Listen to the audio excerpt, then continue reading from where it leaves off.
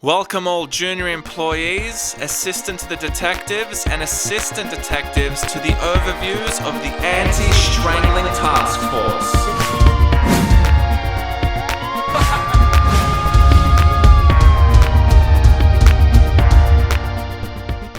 This is the overview for the colorblind financial fraud regulator. And in this episode, I'm going to go in a little bit more detail into some of the concepts that I've already sort of mentioned. And I'm going to explain them a little bit better. In saying that, guys, the financial fraud situation is vast and complex, and it's a very central role to the mystery, so I'm not going to be able to cover everything.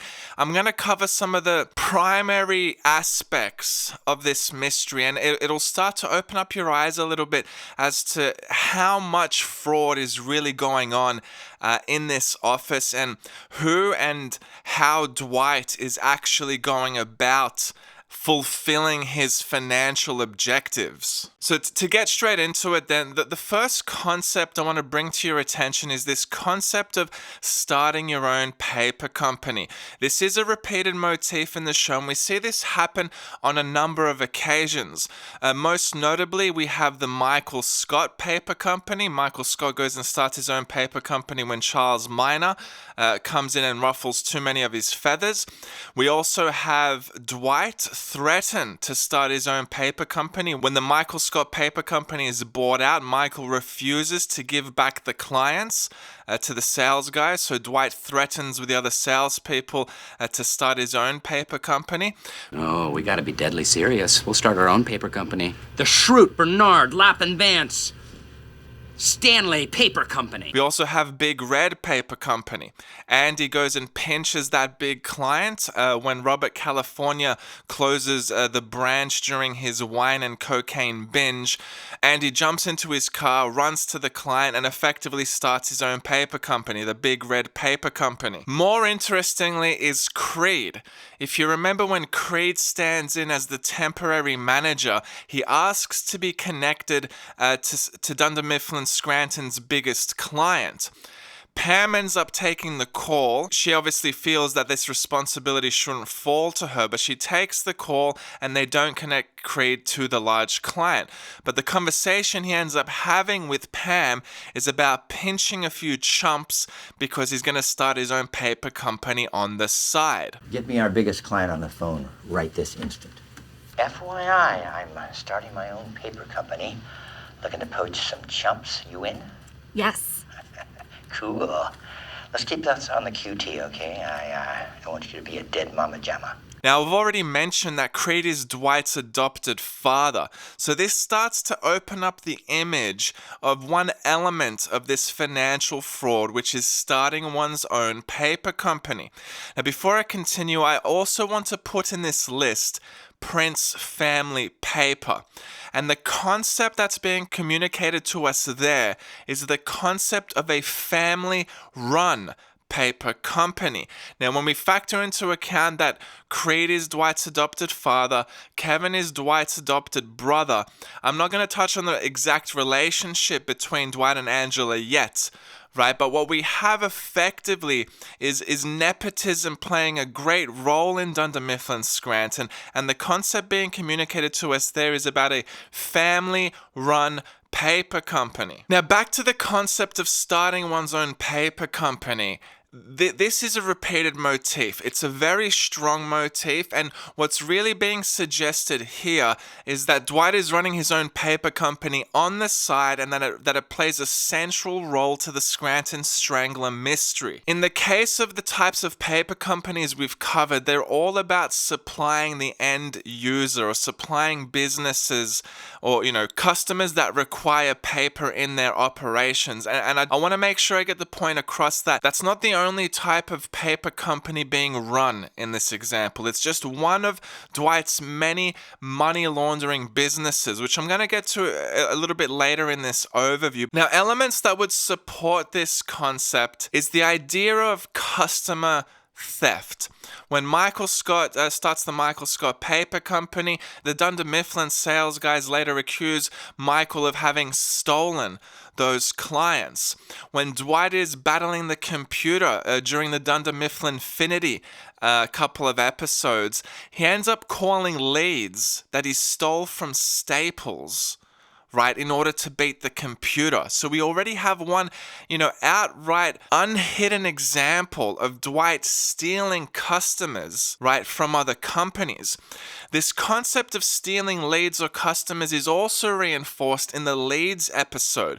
We know that Michael gives out all the leads to various non-salespeople, and those salespeople now have to, beg and grovel in order to get those leads. And interestingly, Michael gives Dwight's leads to Kevin.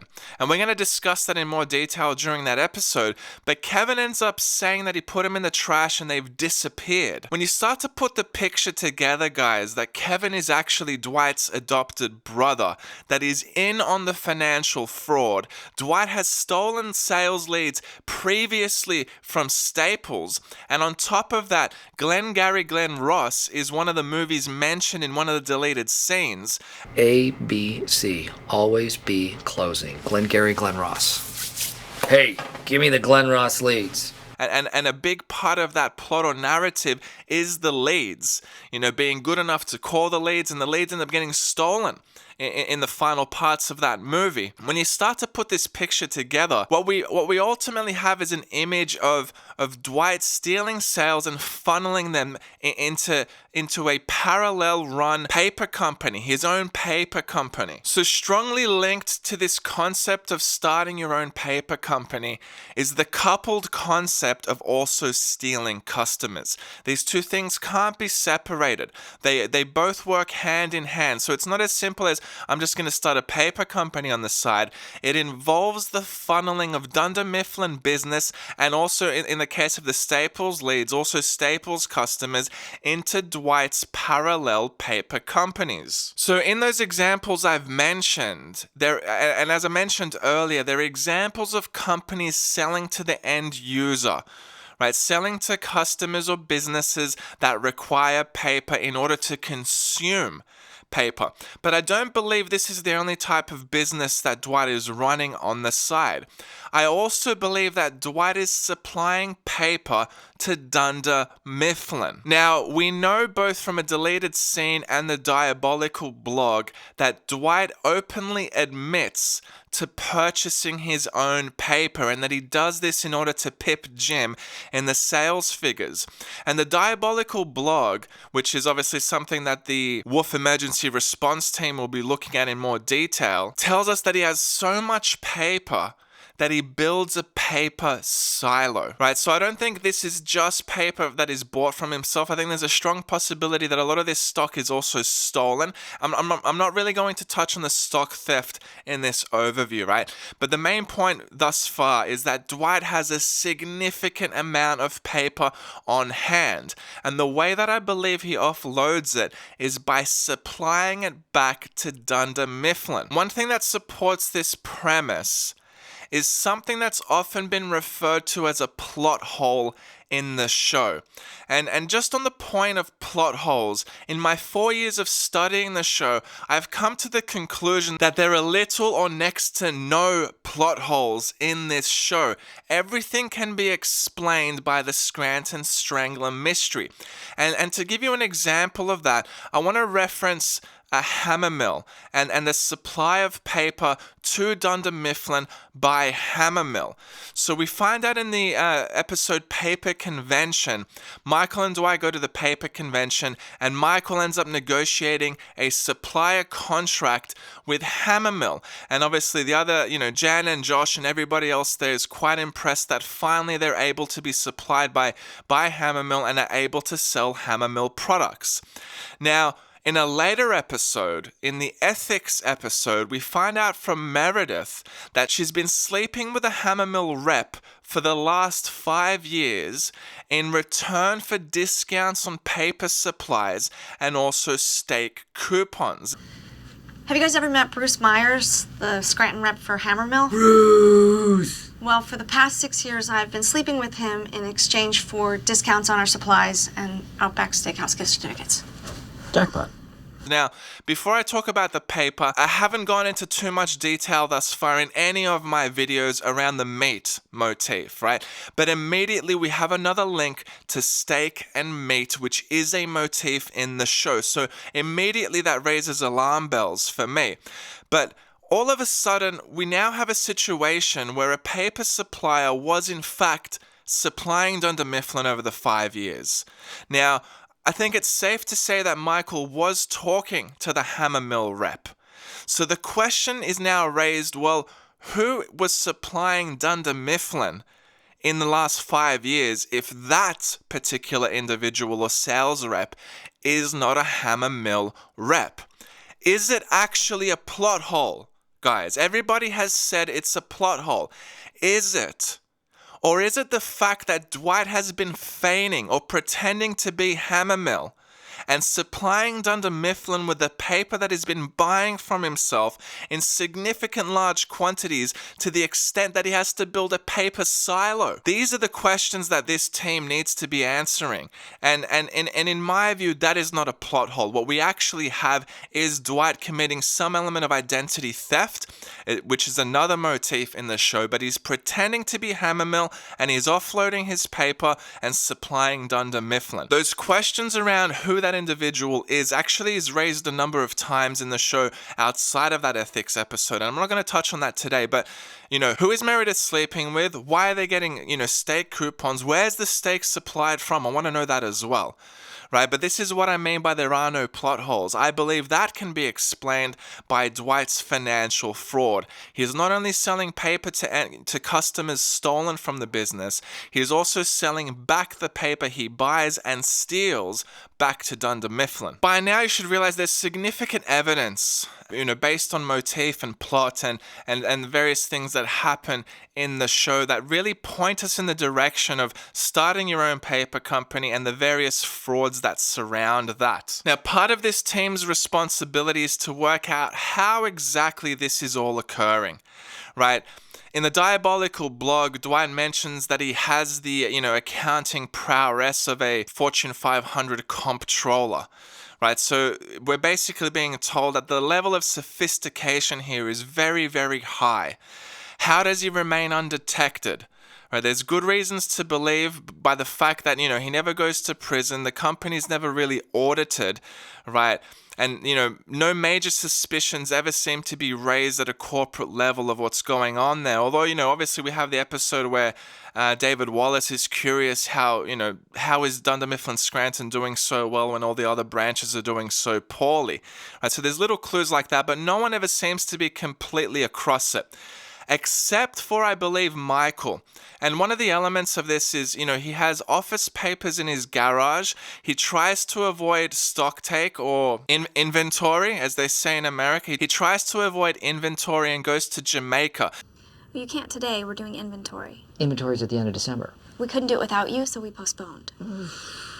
I specifically went on vacation so I would miss it. So what that tells me is Michael's really wanting to distance himself, and probably because he's afraid that some of this will get pinned on him should anybody find out.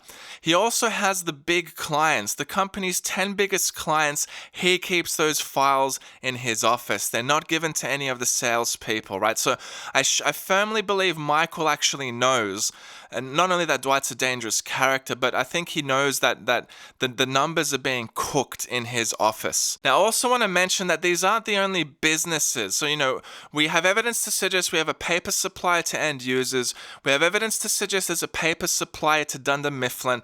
But as we know, throughout the show, Dwight has a number of businesses that he runs on the side. We end up having Dwight's Gym for Muscles, Dwight's Daycare. Dwight is running a B&B at Schrute Farms. Schrute Farms itself, he has a farm where he's growing beets. Dwight buys the building where Dunder Mifflin Scranton is based.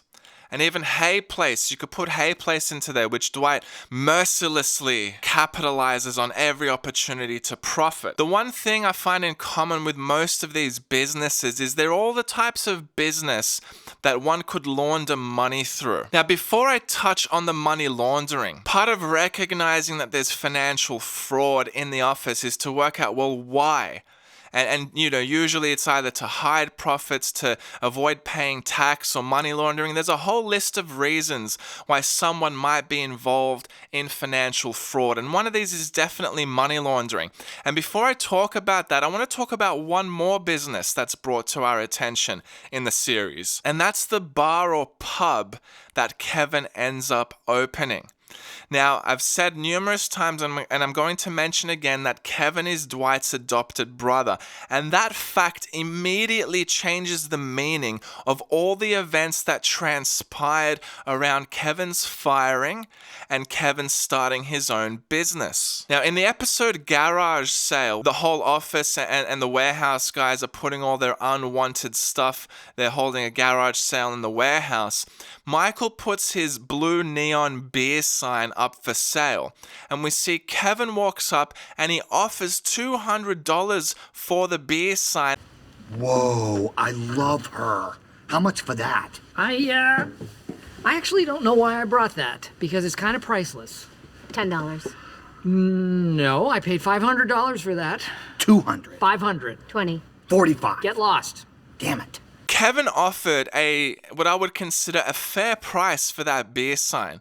I mean, $200 is no small sum of money, right? So he wanted that beer sign, and what ends up happening 2 seasons later, Kevin starts his own bar.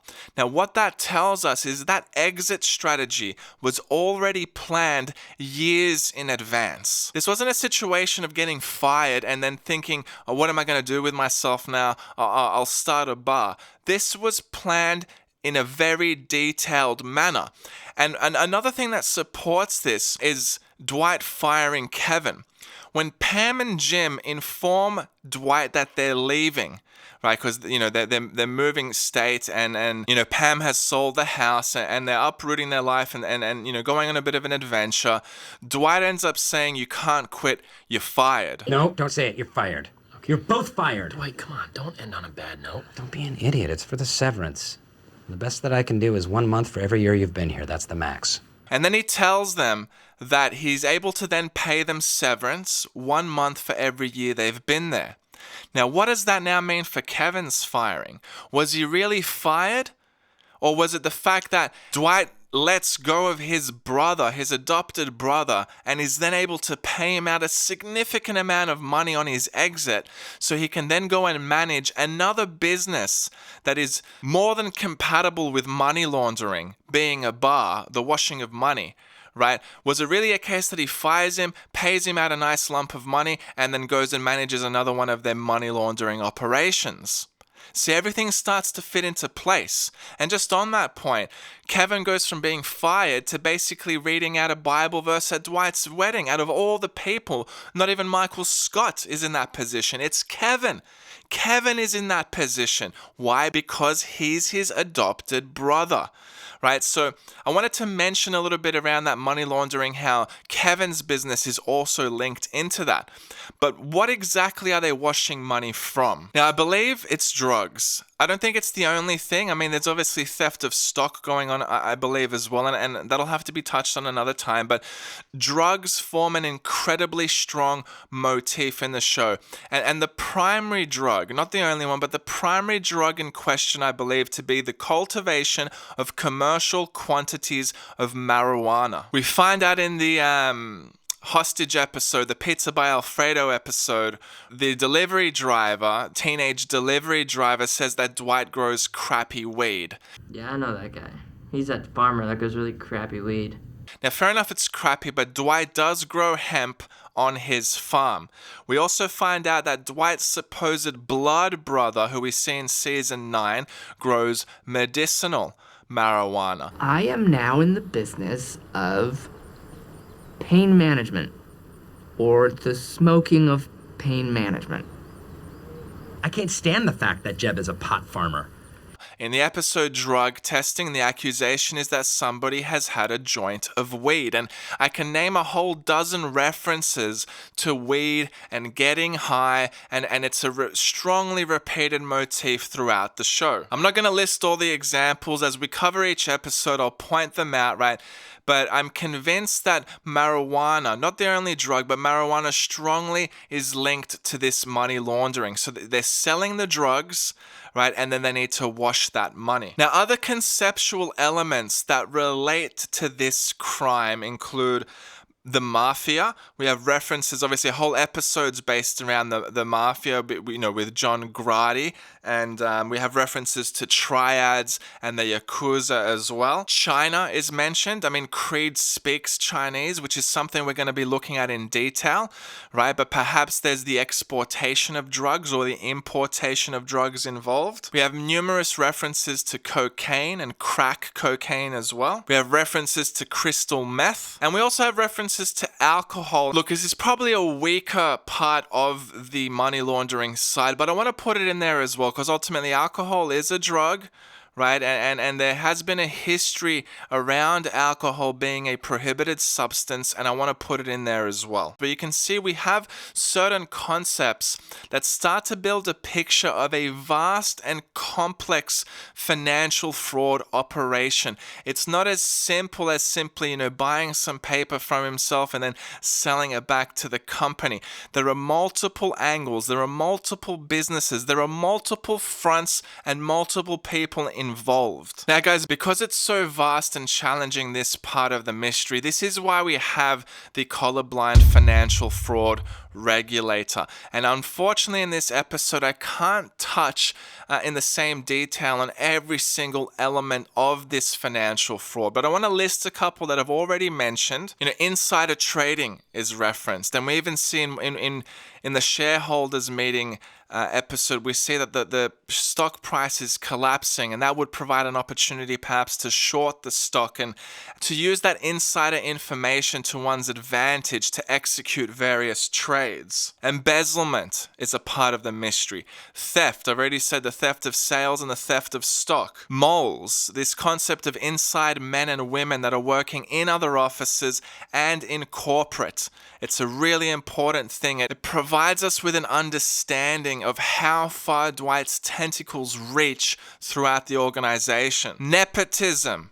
We have an entire episode dedicated to nepotism, and I can already tell you we have numerous family members, that I haven't mentioned that are also working in Dunder Mifflin Scranton. So it's a big part of the financial fraud part of this mystery. Identity theft. A huge part as well that links in strongly to the financial fraud. Warehousing and distribution. Right, the warehouse plays a significant role in how some of this financial fraud happens. This is why it's a colorblind financial fraud regulator. It's not just about the people working in the office. It's about the people working in the warehouse as well. Now, all the concepts that I've mentioned, and more so the ones I haven't mentioned in detail, are all inspired by various events that happen in the show. So various plot lines, story arcs, and occurrences that happen to different characters are there to provide us with the building blocks of the mystery.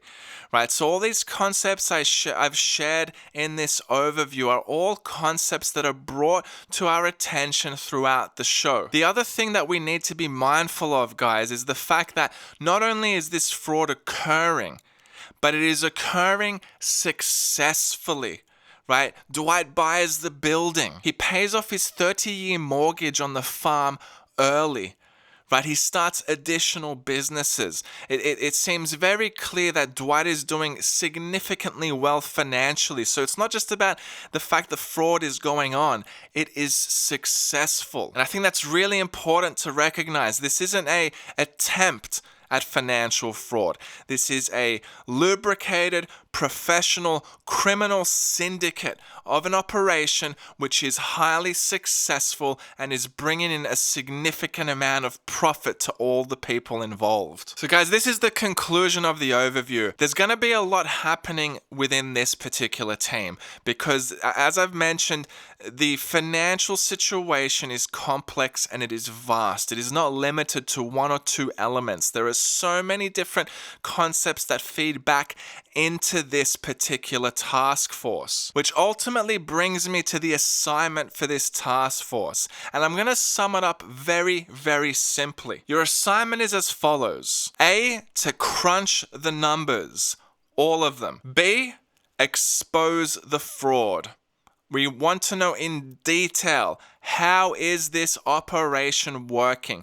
Who is involved and how deep does the rabbit hole go? So if you're an accountant, if you're a numbers person, right? If you're a gay Mexican, then the colorblind financial fraud regulator is the task force for you. Welcome to the anti-strangling task force.